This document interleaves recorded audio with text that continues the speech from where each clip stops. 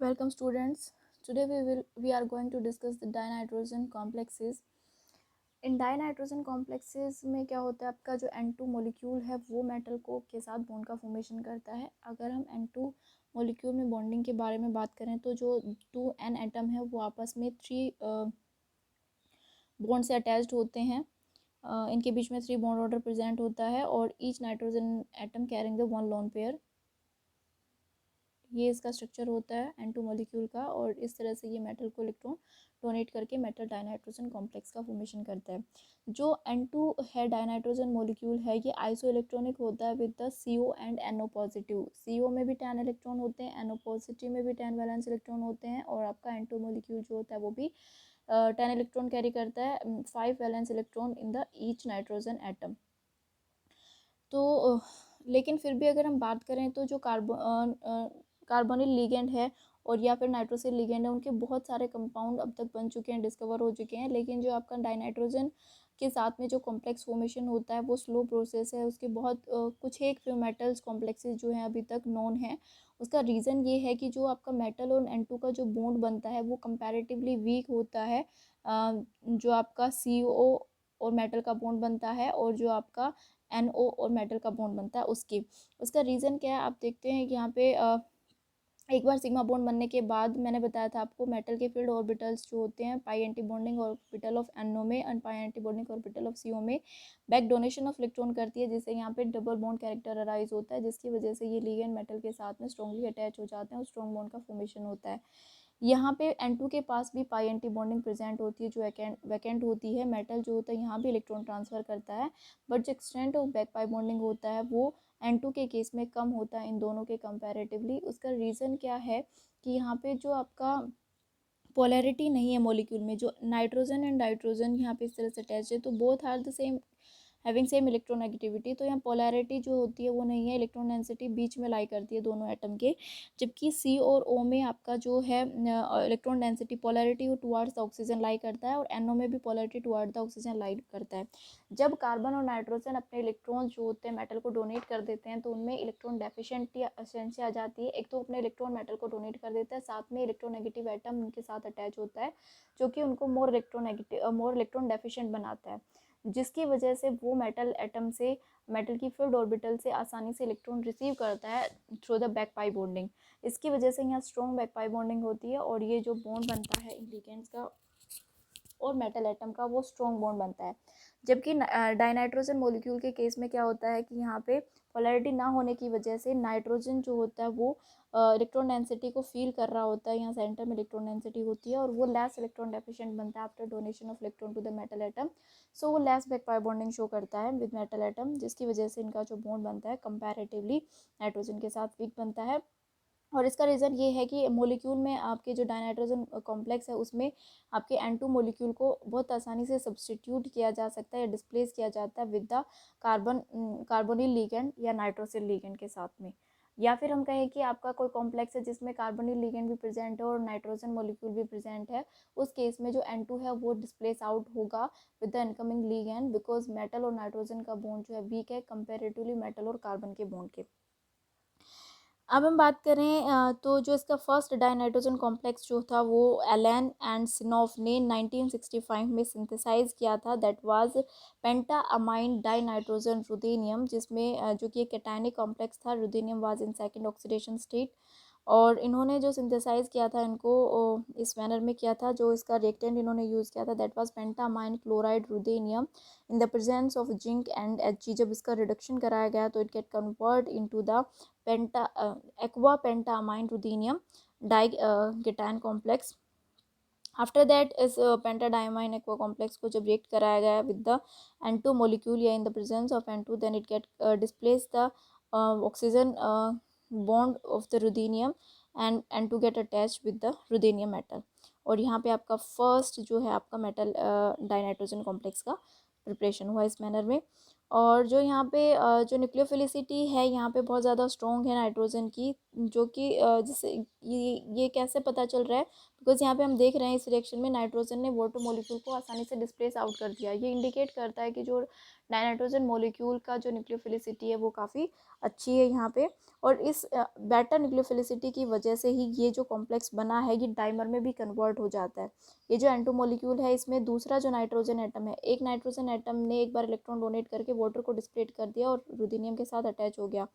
फिर जो दूसरा नाइट्रोजन एटम है उस पर भी एक लोन पेयर प्रेजेंट है, वो क्या करता है, इलेक्ट्रॉन डोनेट करके दूसरे रुथेनियम एटम के साथ बॉन्ड का फॉर्मेशन करता है और यहाँ पे डाइमर का फॉर्मेशन करता है। यहाँ पे देखिए आपका ये आपका एक बार रुथेनियम डाइनाइट्रोजन कॉम्प्लेक्स बन गया, उसके बाद आपका ये जो इंटरमीडिएट फॉर्म हुआ था ये उसके साथ अगेन रिएक्ट करता है और इसमें दूसरा जो नाइट्रोजन एटम है वो अब इस वाटर मॉलिक्यूल को डिस्प्लेस करेगा और रुथेनियम के साथ में बॉन्ड बना देगा। तो यहाँ पे N2 मॉलिक्यूल है जो दो रुथेनियम को ब्रिज कर रहा है इन दिस डाइमर।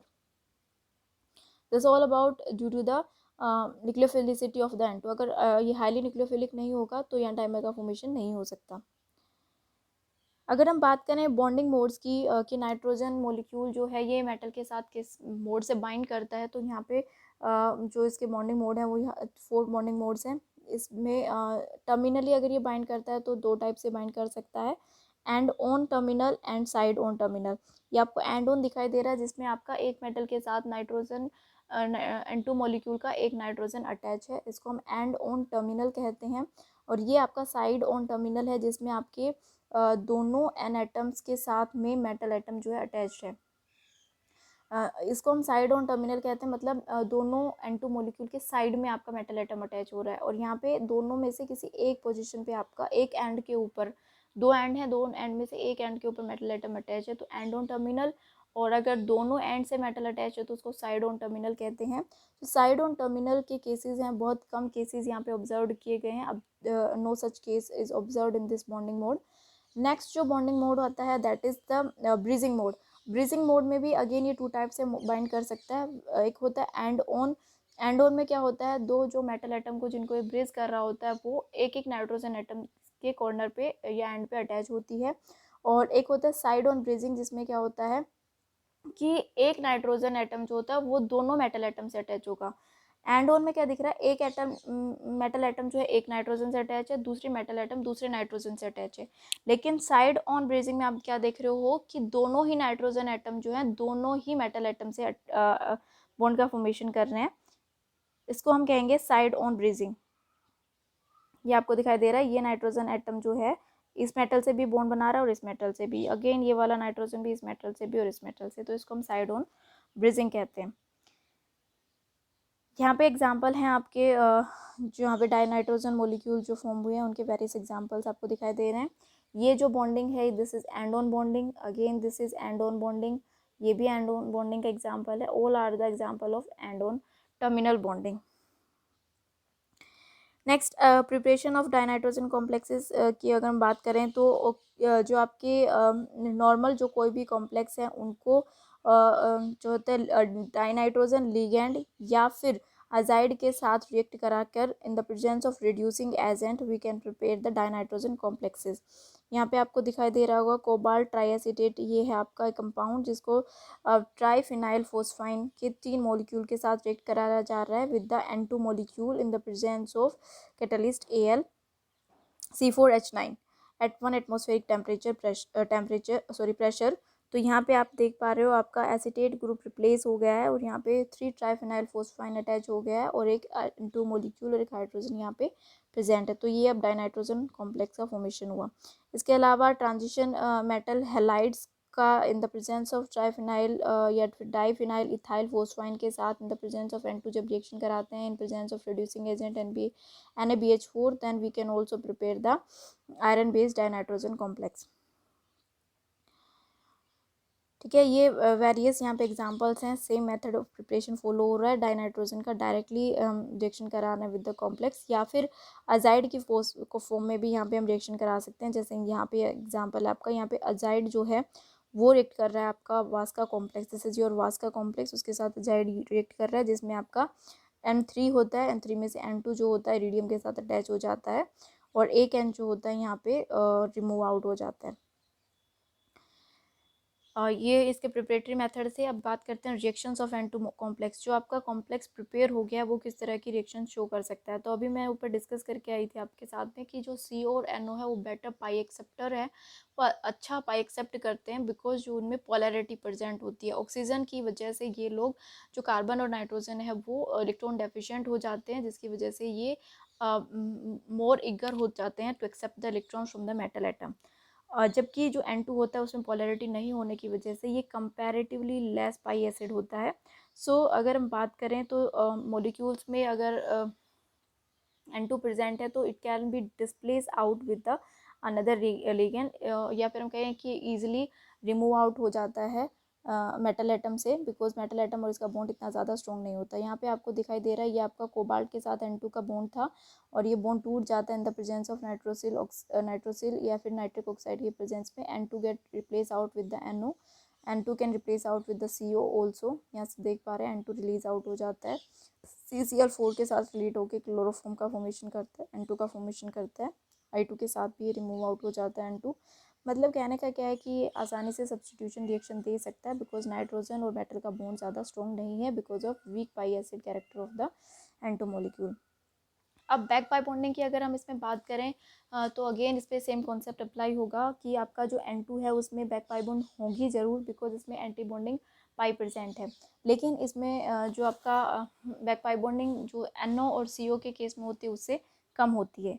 यहाँ पे जो बैक पाई बॉन्डिंग का प्रूफ है वो यहाँ इस एग्जांपल से हम देख सकते हैं। ये आपका डाई नाइट्रोजन पेंटा अमाइन रुदीनियम कॉम्प्लेक्स है। इसमें आपके दो तरह के मेटल का और नाइट्रोजन का बॉन्ड है। यहाँ पे आपका RUN बॉन्ड है जिसमें कि N आपका अमोनिया से बिलोंग कर रहा है और दूसरा आपका इस तरह से बॉन्ड है जिसमें RUN जो है डाइनाइट्रोजन मॉलिक्यूल से है। यहाँ पे अगर इस RUN की बॉन्ड डिस्टेंस और इस RUN की बॉन्ड डिस्टेंस देखेंगे तो दोनों अलग अलग बॉन्ड डिस्टेंस आती है। This bond distance is shorter than that of this RUN distance. इसका रीज़न क्या है कि यहाँ पे एंटी बॉन्डिंग पाई प्रेजेंट होती है इन केस ऑफ N2, जिससे रुदेनियम अपने इलेक्ट्रॉन्स फील्ड ऑर्बिटल से इसमें ट्रांसफर करता है, जिससे RU एंड N2N के बीच में जो है डबल बॉन्ड कैरेक्टर प्रेजेंट होता है due to the back pi bonding, जिसकी वजह से इसकी बॉन्ड लेंथ जो होती है शॉर्ट आती है। और RUNH3 के केस में बॉन्ड लेंथ लंबी आने का रीज़न ये है कि N के पास उस वक्त कोई भी एंटी बॉन्डिंग अवेलेबल नहीं है, कोई वैकेंट ऑर्बिटल अवेलेबल नहीं है, जिसकी वजह से वो बैक पाई बॉन्डिंग वहाँ पे नहीं होती। दैट्स वाई RUN की बॉन्ड लेंथ जो होती है वो लॉन्गर होती है। IR स्ट्रेचिंग फ्रीक्वेंसी भी यहाँ पे प्रूव करती है कि बैक पाई बॉन्डिंग होती है डाइनाइट्रोजन के कॉम्प्लेक्सेस में। जब इसका IR लिया जाता है तो देखा जाता है कि फ्री N2 का जो IR स्ट्रेचिंग फ्रीक्वेंसी थी दैट वाज 2331, ठीक है, इतना इसकी सेंटीमीटर इनवर्स फ्रीक्वेंसी थी। लेकिन जब ये रुदीनियम से बॉन्डेड हो गया तो इस N और N की जो फ्रीक्वेंसी आती है that get reduced, that is 2105, इतने से रिड्यूस होके ये इतने में कन्वर्ट हो गई है। इससे अगेन यही इंडिकेट होता है कि जब रुदीनियम जो होता है नाइट्रोजन की एंटीबॉडी में इलेक्ट्रॉन ट्रांसफ़र करता है तो नाइट्रोजन और नाइट्रोजन का ये जो ट्रिपल बॉन्ड था ये ब्रेक होना स्टार्ट हो जाता है, जिससे बॉन्ड ऑर्डर रिड्यूस हो जाता है। बॉन्ड ऑर्डर रिड्यूस होने की वजह से बॉन्ड लेंथ बढ़ जाती है और बढ़ी हुई बॉन्ड लेंथ में जो अट्रैक्शन होता है वो कम होता है, फोर्स कांस्टेंट कम होता है, जिसकी वजह से IR वैल्यू इसकी कम हो जाती है। तो कम IR वैल्यू भी इंडिकेट करती है कि यहाँ पे बैक पाई बॉन्डिंग होती है।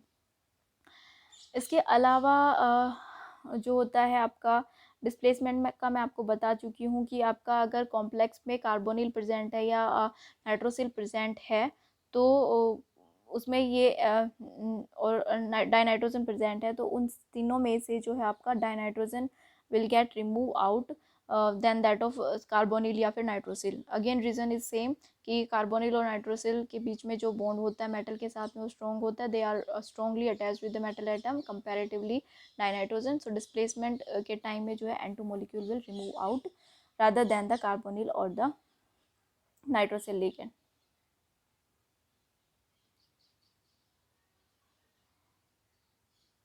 यहाँ पे एक कॉम्प्लेक्स है जिसके बारे में बात करते हैं। जैसे आपका कॉम्प्लेक्स है यहाँ पे CrCO4N2, ये कॉम्प्लेक्स मोर रिएक्टिव होता है।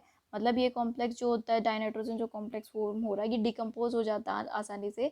उसका रीज़न क्या है कि यहाँ पे 4 कार्बोनिल ग्रुप प्रेजेंट है और आप जानते हैं carbonyl is a good pi acceptor ligand. तो क्या करता है ये क्रोमियम से सारी की सारी electron density back pi bonding के थ्रू अपने अंदर ले लेता है, जिससे क्रोमियम और नाइट्रोजन में बैक पाई बॉन्डिंग होने के लिए जो इलेक्ट्रॉन्स हैं वो कम बचते हैं, या यहाँ कहें कि हम बैक पाई बॉन्डिंग बहुत कम होती है। एक तो वो वैसे ही वीक पाई एसिड है और ऊपर से जो स्ट्रॉन्ग पाई एसिड है उसके नंबर यहाँ पे 4 हैं। तो जिससे क्या होता है, क्रोमियम और नाइट्रोजन का बॉन्ड जो होता है बहुत ही वीक बॉन्ड फॉर्म होता है यहाँ पे because of absence of back pi bonding, जिसकी वजह से बहुत आसानी से रिएक्शन मिक्सचर में ये बॉन्ड जो होता है टूट जाता है। और ये जो कंपाउंड डाइनाइट्रोजन कंपाउंड था वो हाईली रिएक्टिव होता है और कन्वर्ट हो जाता है किसी दूसरे कंपाउंड में।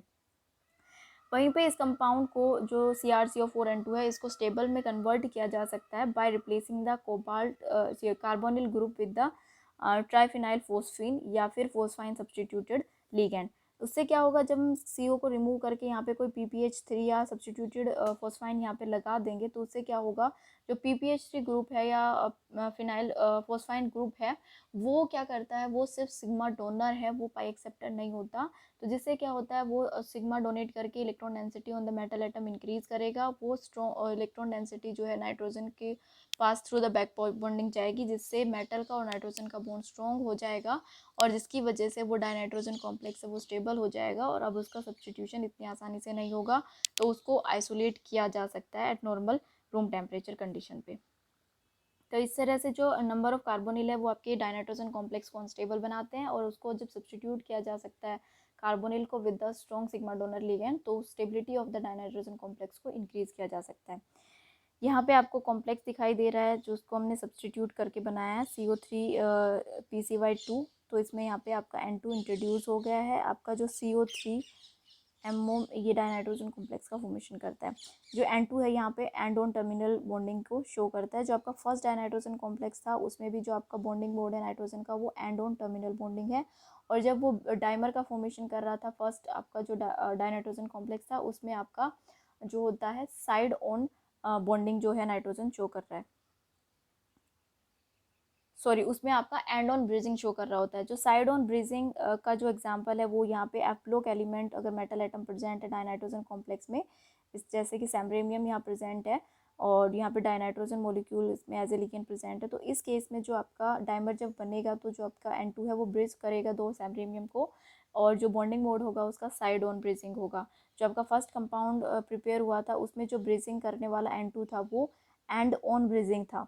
ठीक है, यहाँ पे दोनों अलग अलग नाइट्रोजन दोनों अलग अलग मेटल को अटैच कर रहे थे तो वो एंड ऑन ब्रीजिंग था। लेकिन यहाँ पे एक नाइट्रोजन दोनों मेटल एटम से बॉन्डेड है, दूसरा नाइट्रोजन भी दोनों मेटल एटम से अटैच, तो इस टाइप की ब्रीजिंग बॉन्डिंग को क्या था, side on bridging.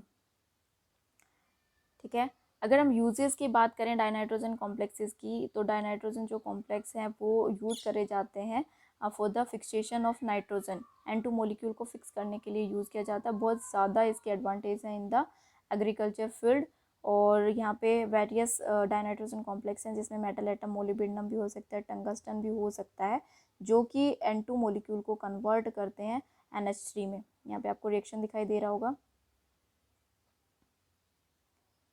This is molybdenum based कोई कॉम्प्लेक्स है जिसका N2 के साथ रिएक्शन करा के उसको डाइनाइट्रोजन मोलिब्डेनम कॉम्प्लेक्स में कन्वर्ट किया गया पहले।